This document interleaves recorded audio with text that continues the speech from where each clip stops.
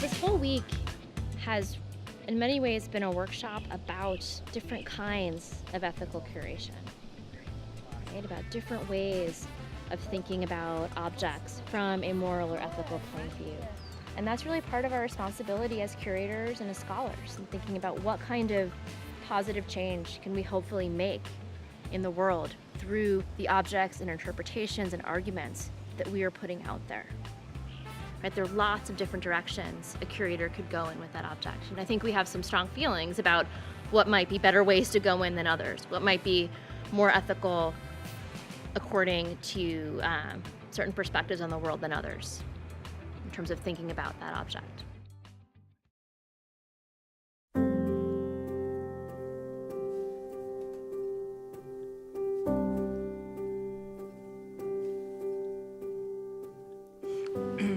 As you are well aware by now, objects may be inspiring prompts for social action. We need now to act. The Chipstone Institute for Ethical Curation would like you to create video labels about 3 fascinating things in the Foundation's collection. They will serve as examples of what meaningful curation may look like at this most chaotic historical moment. The video labels should function as potent calls to action that are both rooted in the materials, histories, and metaphorical possibilities of these objects, and linked to an issue that is relevant to your lives today. These 2-minute videos and their related objects will be submitted for display in United Nations General Assembly building, where international policymakers will walk by them every day. This is your chance to craft a powerful story with a situation, a complication, and a resolution around each of these objects. The videos should be no more than 2 minutes in length and may be filmed anywhere at Chipstone. Good luck.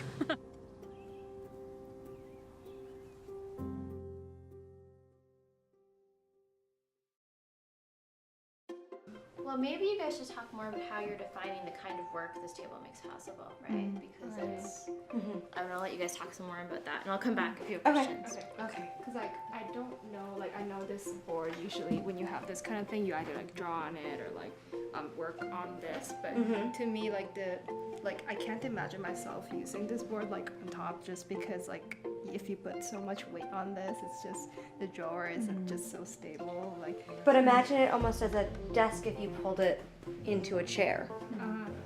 The mother has left her important belongings in here, so her daughters could like take them out, and it reminds them of their mother. So I feel like the motherhood is very the story of motherhood and the childhood and the youth. Sisterhood and sisterhood. Yeah. I'm thinking a lot along those lines right now. I mean, these are really real and powerful bonds. Right, and this around your house, you would have instances of your embroidery, and that could have been some influence from your mother or grandmother or some family elements thrown in there, because genealogical samplers are very important in American sampler making. So every woman who would have likely come through this household would have understood the connection of the sewing, the embroidery to this object. We also we have been talking a lot over the course of the past few days about the relationship between like a craftsman or an artist and their tools, and how important that relationship is, and like thinking about how many tools that person uses. But like this was a tool to the owner. Right. So the key point here is that we can think that there's a lot of complicated things going on in this chair, right? And that there's style things going on, there's who made it, there's people moving around from England and from different points of the colonies. So our job, of course, is to figure out what's the best story with an acceptance of those complexities. We can't say is, right? Necessarily, but we can raise that as ambiguity. And so I think just like role playing is a great exercise for empathy, but maybe it's not enough. What if you don't let the European power sit down at all? So we pick one person to sit in the chair. So, and if it is in Jamaica, that means that there needs lumber to cut. I mean, there needs to be workers to cut the lumber, and very much likely it was slave labor.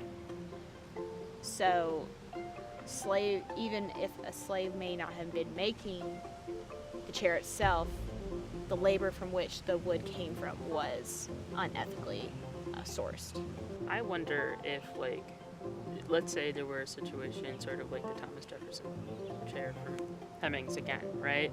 Is like, I'm just wondering, would that person be considered an artisan? Not really, probably.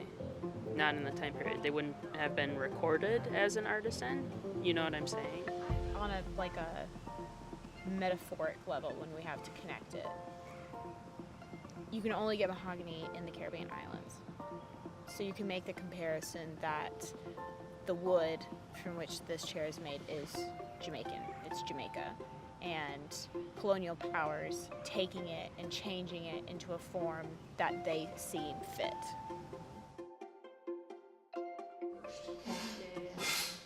I think for me, my first impression, once we knew what it was, is like how incredible that I have no idea what war looks like, even though we're in war right now. And like, I don't have any idea what that looks like historically. I also have no idea what that looks like now. And I think more and more people now, like drones and whatever, like remote warfare, have no idea how that works or like functions. So do you think that there's an ethical issue attached to the very fact of understanding what something looks like and what it is like to experience it, that you would want to emphasize potentially? I think that we can hit up multiple themes. Yeah. You know, we have to talk about decay and death because it's a bone. There was something seen then, but it's never the same quite as if you had grandparents who witnessed Dresden. Right. Yeah. We're probably going to talk about its facelessness because I think that ties into a lot of the ethical situation. Yay! That little. We love all these terrible things. I think a lot of the themes that we just wrote, we can mention in passing pretty quickly. Like when we describe the objects, because we're going to have to, we can say something about how it has survived because it was imperfect, and 100 years later it's one of the only things that survives from this war.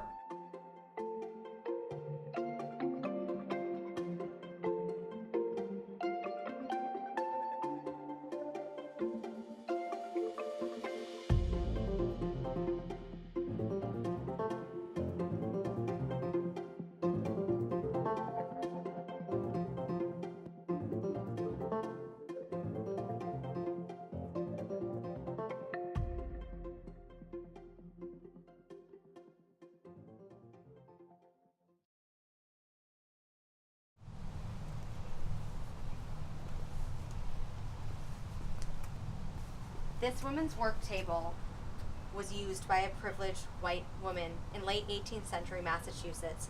She would have used this table to store her embroidery and sewing materials. She also could use this table as a desk to write letters. This table has delicate wooden inlays and curvilinear forms in the legs. The legs of this table are anthropomorphic. They are the slender legs of a woman's body.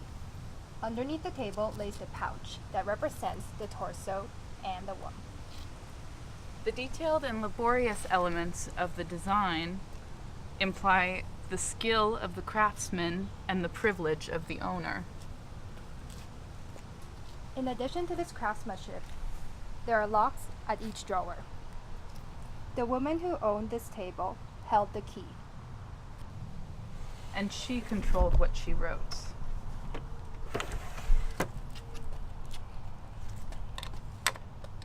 And she controlled what she organized.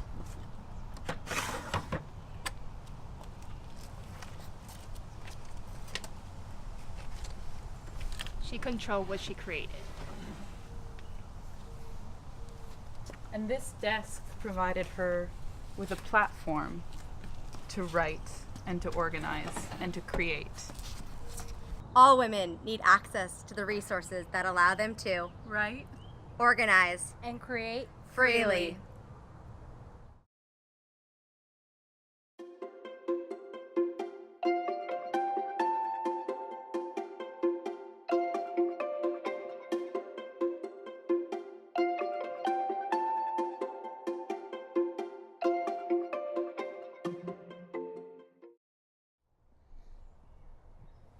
What are you?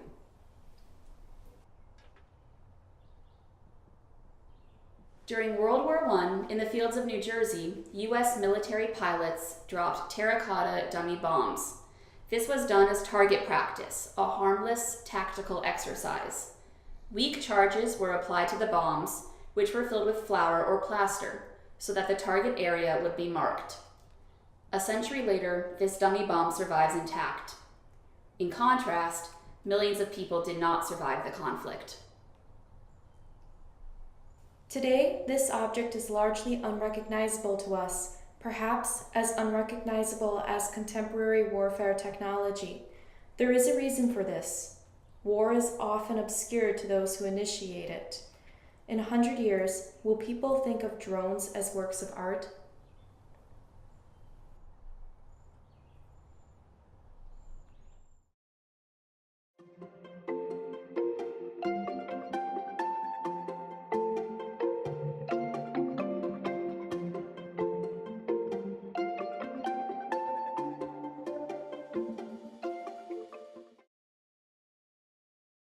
I come from a long history of powerful seats. Chairman seats, thrones. Nobody else was made like me. I am a rarity, a gesture of luxury. I am not a composite portrait of other woods, like other chairs. I was made of pure mahogany, native to the Caribbean islands, by a local artisan. I was the master's chair, overlooking his vast sugar plantation in Jamaica. Did you know that this species of mahogany is native only to the Caribbean? Mahogany is lustrous, luxurious, and beautiful. Consumers and cabinet makers love me. The European desire for exotic materials meant that slave labor was put to harvesting this species to near extinction. The enslaved people that cut this wood lived in squalor, and many died young. But my master didn't care about such things. But then again, no one else did. Think about it. Think about the sweatshops. Think about the outsourced cheap labor. Think about the environmental stress and the way that luxuries come with great loss. You've picked a tricky place to sit. You are a part of my life as an object, and you have an obligation to get up, to fight, and to make a change.